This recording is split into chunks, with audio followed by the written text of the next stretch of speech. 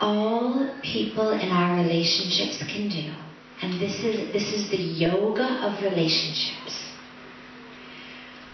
What people in our relationships can do is help us experience the love that exists within us. That's what the yoga of relationship is about. That's what being in love really is in your presence. Through this relationship, when we say I'm in love,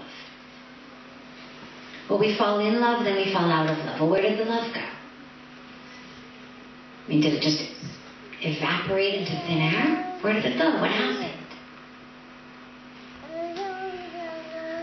In your presence,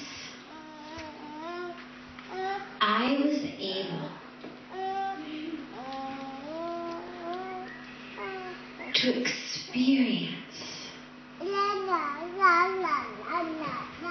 the place in me which is love.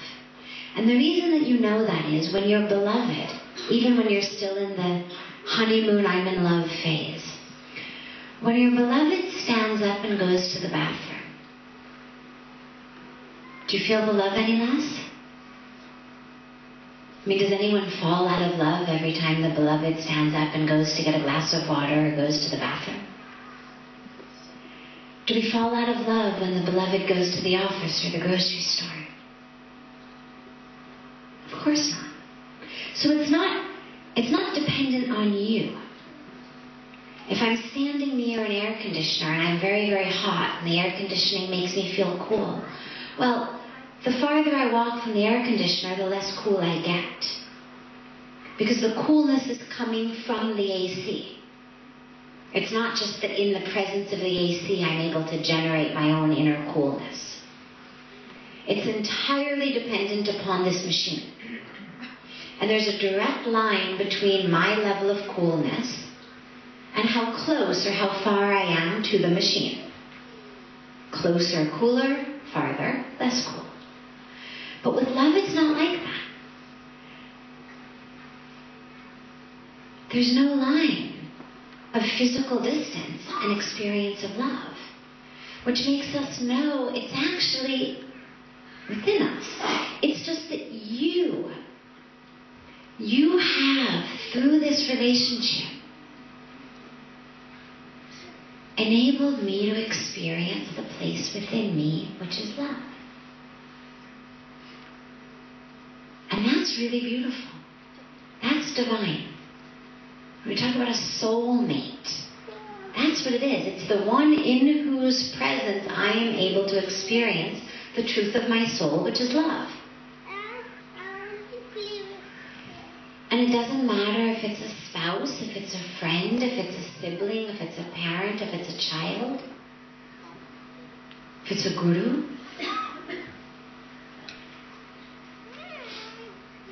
When we experience that place within ourselves, which is love, that's the point.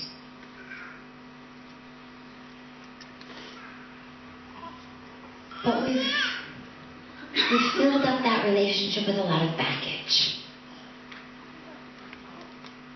When we move out of the experience of love into the everyday logistics of life, who's going to wash dishes? Who's going to go grocery shopping? Who's going to change diapers? Who's going to scrub the toilet? This is where we start getting into aspects of lack of harmony.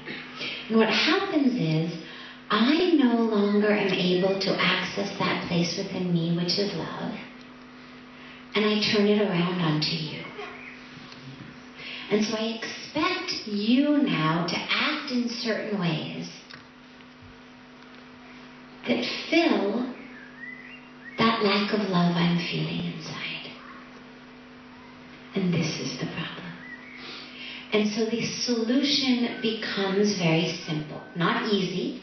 There's a difference between simple and easy. It's not easy, but it's simple.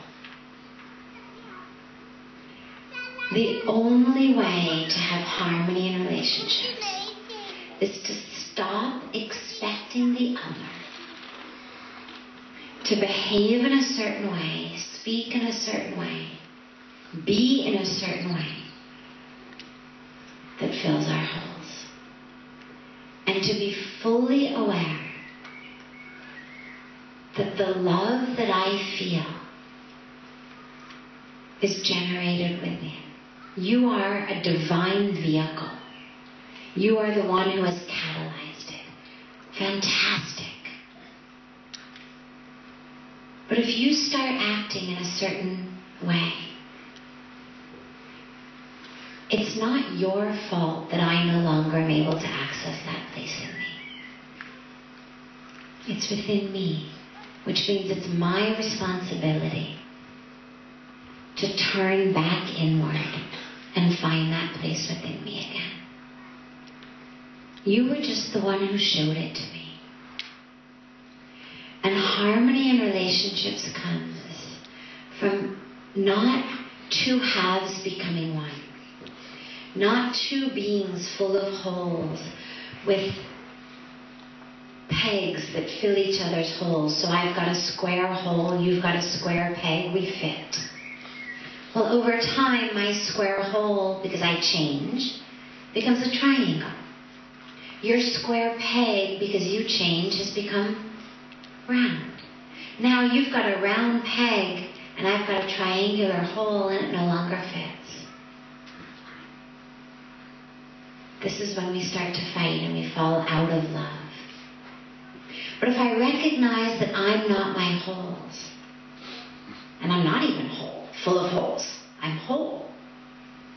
The holes are just these stains we talked about last night. And I can clean them. We spoke about grooves this morning. I can refill them. Then I'm able to be in this relationship not as a triangular whole, H-O-L-E, but actually as a full W-H-O-L-E being, a full whole being. And then it doesn't matter whether you're square or round or triangular. I don't need you to fill me. The last piece I want to mention on this is just something that my dad is a divorce attorney. He's also an incredible man. But that's a different issue. As a divorce attorney who spent the last many decades from morning till evening with couples who are getting divorced, and as a man who has spent many decades married to my mother, a wonderful woman, not an easy woman, and someone who has found that peace. He gives a teaching that I just want to share with you all, because I've watched it in his life, and it's something that he has shared with so many, and he and Puja Swamiji now share these teachings of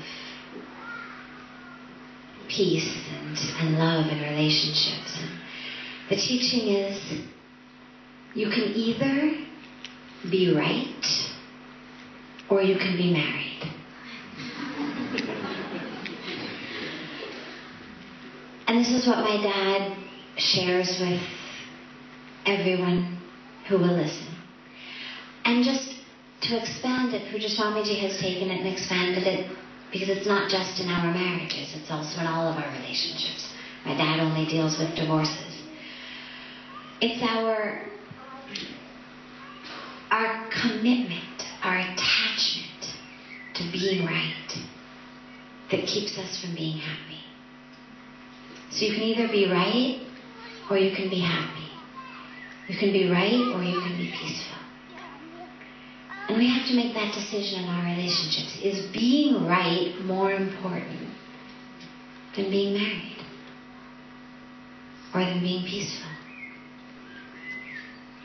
And in every situation when we find ourselves in conflict, to really ask ourselves, in this moment, yeah, sure, of course we're right, because we're always right.